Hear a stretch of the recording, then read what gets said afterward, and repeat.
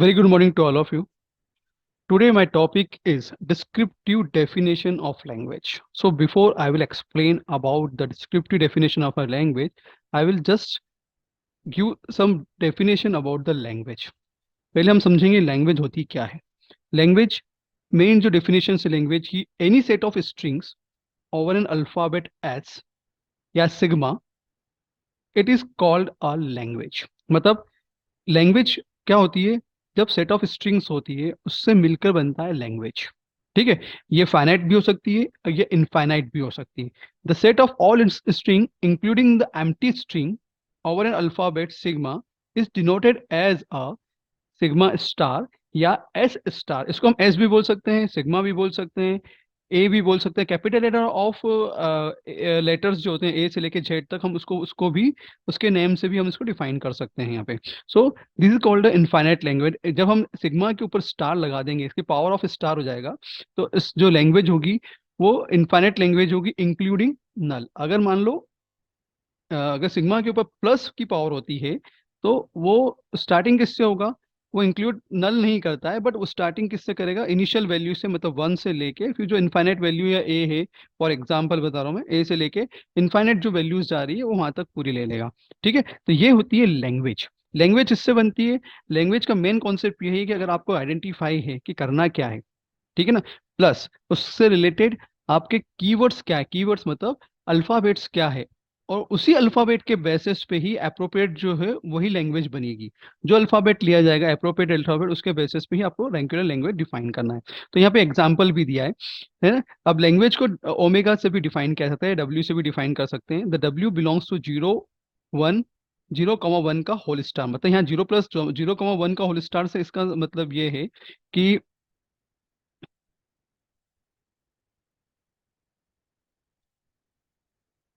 हाँ, 0,1 का मतलब होता है 0+1 का होल स्टार. ठीक है, ये होता है मतलब 0 और 1, ये होता है. और जो W has equal number of zeros and ones. ठीक है, इसमें नंबर ऑफ इक्वल्स क्या होंगे? Zero equal number. इसमें जब इसमें एक स्टेटमेंट भी प्रोवाइड कर दिया है, W हैज लगता है equal number of zeros and equal number of ones. इसका मतलब है 0, 1, ठीक है, 00, 11. जस्ट एग्जाम्पल है, दिस इज एग्जाम्पल ओनली. ठीक है, नेक्स्ट L2 क्या बोल रहा है? Language 2 W equal to WR. मतलब where WR is the reverse string of W. मतलब आगे मान लो फॉर एग्जाम्पल अभी स्ट्रिंग आपकी क्या बन रही है? 1, 0, 0 है, तो स्ट्रिंग क्या बनेगी? 0, 0, 1. This is a reverse string of particular language. Now next point is descriptive definition of language. Our main topic is descriptive definition of language है, जिसको हमको यहाँ पे समझना है. पर्टिकुलरली होता क्या है डिस्क्रिप्टिव? ठीक है, डिस्क्रिप्शन थ्रू द स्टेटमेंट. जैसे आपने ऑलरेडी, मैं सिंपल सा एग्जांपल देता हूँ, 11 10th 11 12th या यूँ बोलो 6 से लेके अब तक की, मतलब 12वीं तक में अगर आप देखें तो कहीं ना कहीं आपको स्टेटमेंट दिया जाता था, स्टेटमेंट या सेंटेंस दिया जाता था. सेंटेंस में सेंटेंस के फॉर्म में क्वेश्चन होते थे. उसी के अंदर आपको कहीं ना कहीं क्या था? टास्क होता था, कहीं ना कहीं फॉर्मूला डिफाइंड होते थे, और सब चीज उसी के अंदर लिखी होती थी. उसके बेसिस पे आपको एक पैटर्न डिफाइन करना होता है, और उसी के बेसिस पे आपको उसका सॉल्यूशन निकालना होता था. ठीक है, निकालते हैं अपन. ठीक है, तो ये एक डिस्क्रिप्शन है जो है डिस्क्रिप्टिव डेफिनेशन ऑफ लैंग्वेज, जिसके हम बारे में बात करें. तो language is defined describe the condition जो इम्पोज ऑन इट्स वर्ड्स. हम क्या करेंगे? जो वो कंडीशन डिफाइन करेंगे, और उसके बेसिस पर हम पूरी एक लैंग्वेज को डिजाइन कर देंगे. ठीक है, अब कंडीशन क्या होगी उसको हम एग्जांपल से समझते हैं. पहले एक चीज देख लेते हैं हम लोग यहाँ पे. Now first example I here the language L of string of odd length. Important question ये है, आपने क्या स्ट्रिंग स्टेटमेंट क्या है? String of odd length. ठीक है, and where input alphabet is sigma equal to ए.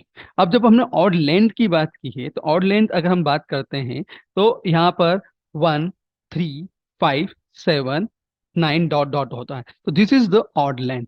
ठीक है, और इवन लेंथ क्या होता है? जिसमें 2, 4, 6, 8, this is the even length. तो हमको कौन सी वैल्यूज को आइडेंटिफाई करना? ओनली दोज वैल्यू जो जो जो data belongs to odd length.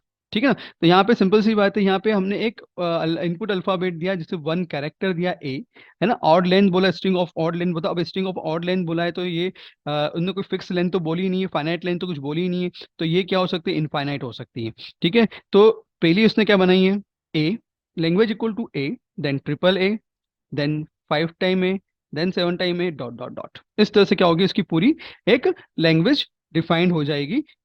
Next question is,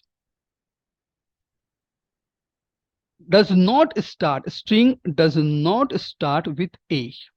क्या लैंग्वेज बनाना है, हम लोग लैंग्वेज बनानी है जिसका जो डज नॉट स्टार्ट विथ ए, मतलब ए से स्टार्ट नहीं होगा, जबकि उसमें कुछ इनके इनपुट अल्फाबेट भी दे रखे हैं ए बी सी। अगर जब ए से स्टार्ट नहीं होगा तो किससे होगा, बी से होगा और सी से होगा।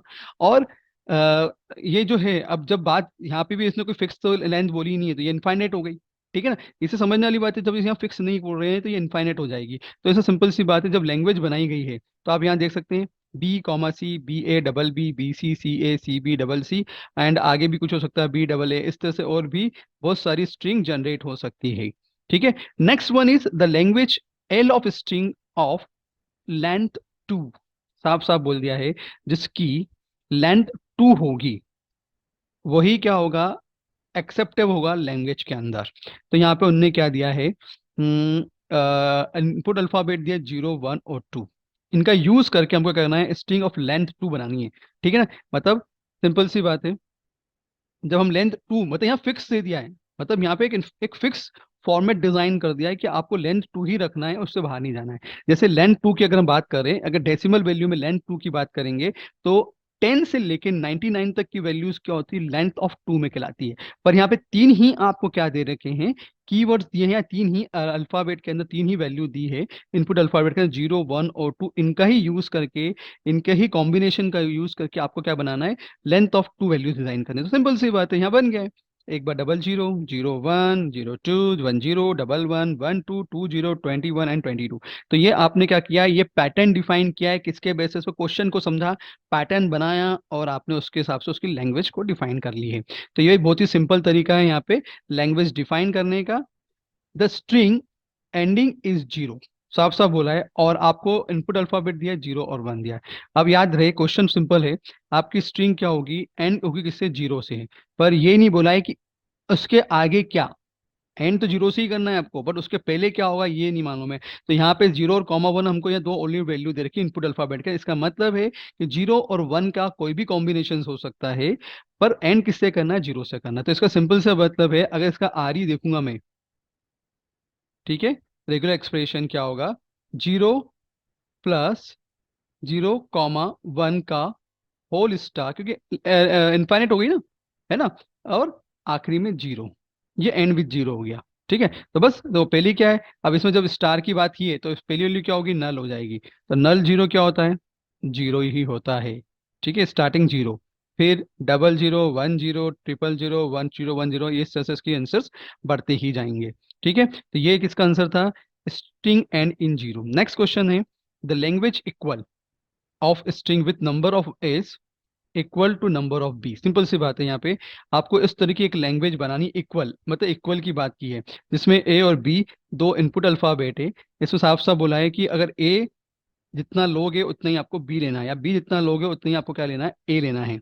ठीक है ना, पर ये यहाँ पे भी सिंपल सी बात है कि यहाँ पे कोई फिक्स नहीं किया कि ए फर्स्ट आना चाहिए या बी फर्स्ट आना चाहिए, ऐसा कुछ नहीं बोला यहाँ पे। इसका मतलब यहाँ कोई भी कॉम्बिनेशन हो सकता है ए और बी का, है ना। तो इसका मतलब साफ साफ है कि यहाँ देखें, डबल ए, यहाँ पहले ए भी हो जाएगा, और एनी स्ट्रिंग बोला है कि यहाँ पे number of as and equal number of B's, है ना। और विथ नल तो इसलिए लिया क्योंकि एनी स्ट्रिंग है, इसलिए नल ले लिया। फिर A double B, A B दिखते हैं आपको, 2 बार ए 2 बार बी है, बी ए डबल बी है, तो कोई भी कॉम्बिनेशन हो सकता है यहाँ पे। इसलिए यहाँ पे क्या है, सिक्स हमारा, the language even even of the string, even number of as and even number of बीस,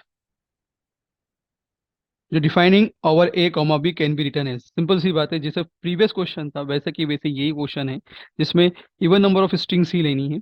हाँ, पर इसमें इसमें ये नहीं बोला है even number of A, even number of B बोला है ना, पर इक्वल नहीं बोला है, इक्वल वर्ड नहीं आया है, इवन बोला गया है। तो इसमें ध्यान रखे कि पहला इंपॉर्टेंट क्वेश्चन क्या है, यहाँ पे नल से स्टार्टिंग की वो सही है, फिर डबल ए होगा, डबल बी सही है, 4 टाइम ए, 4 टाइम, 2 बार ए, 2 बार b, A B, A double B, a, इससे तो कुछ भी कॉम्बिनेशन बन सकता है इसके अंदर।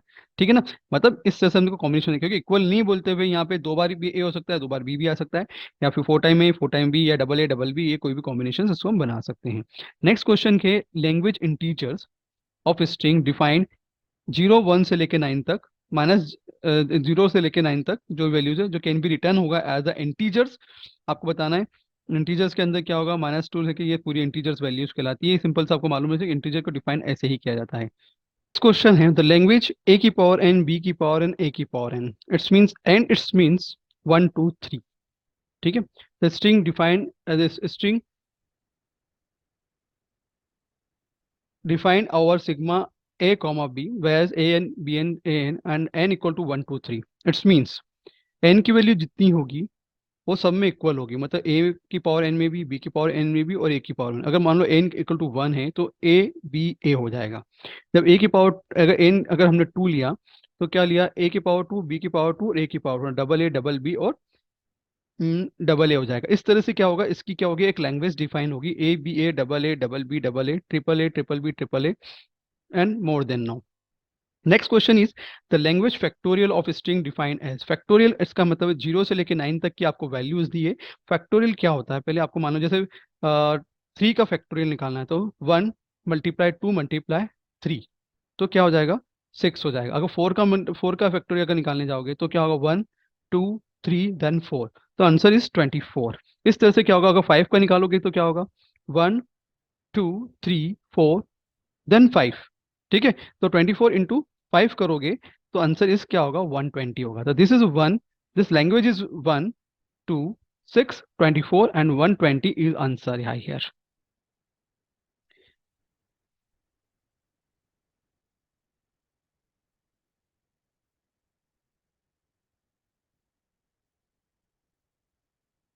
Next question is, the language square की बात हो रही है of string where input alphabet is sigma a and a की power n2, n equal to 1 2 3, and very clear. मतलब अगर n 2 है, मतलब अगर मान लो a की पावर 1 है यहाँ पे, या a की पावर, हाँ a की पावर 1 होगा, तो क्या होगा,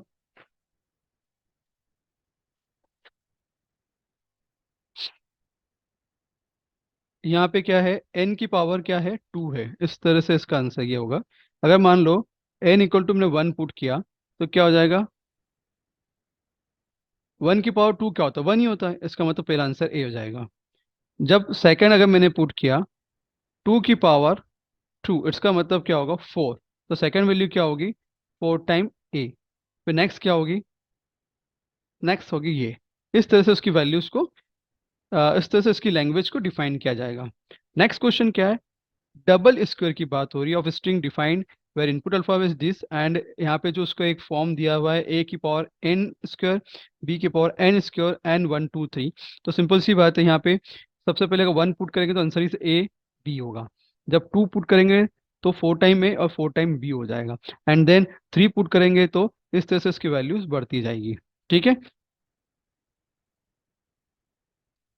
प्राइम नंबर क्या होता है ये आपको मालूम होना चाहिए। प्राइम नंबर मतलब जो डिविजिबल नहीं हो, जैसे for example p is a prime number, a की पावर p। ठीक है, जो स्टार्टिंग जो वैल्यूज होती है हमारी, ए से लेके, ए 1 से लेके, मतलब it's means language prime string defined as sigma as a, a की power p is a prime can be written as a double A, triple a, 5 time A,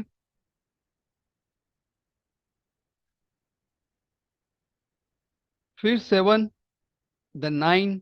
this is a prime number. जो divisible नहीं हो 2 से, वो values का कहलाएगी, prime number कहलाएगी। तो 2 तो रहेगा ही रहेगा, उसके बाद की जो जो वैल्यूज है सबको हम क्या करेंगे, प्राइम नंबर ले लेंगे, और उसके हिसाब से उसकी लैंग्वेज ये डिफाइन होगी। नाउ पैलिंड्रोम क्या होता है, palindrome is a string which is the same whether return और रीड बैकवर्ड और फॉरवर्ड। इसका मतलब है कि उल्टा सीधा एक समान जो बोला जाता है उसे हम क्या कहते हैं, पैलिंड्रोम कहते हैं। ठीक है ना, तो the language consisting of null को भी कंसिडर करेगा, and the strings defined by input alphabet such that reverse S.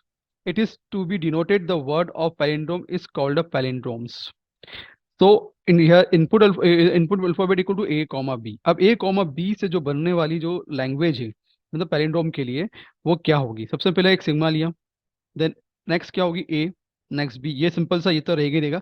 अब जब हम रिवर्स की ऑर्डर बात करेंगे तो a, नेक्स्ट ए ले लिया तो ये भी सही है, बी ले लिया ये भी सही है, ट्रिपल ए सही है, ए बी ए मतलब ए बी ट्रिपल बी. इस तरह से अगर हम बनाने जाएंगे तो ये पैलिंड्रोम का ये पूरा कॉन्सेप्ट यहाँ पे एक लैंग्वेज डिफाइन हो जाएगी किसकी? पैलिंड्रोम की.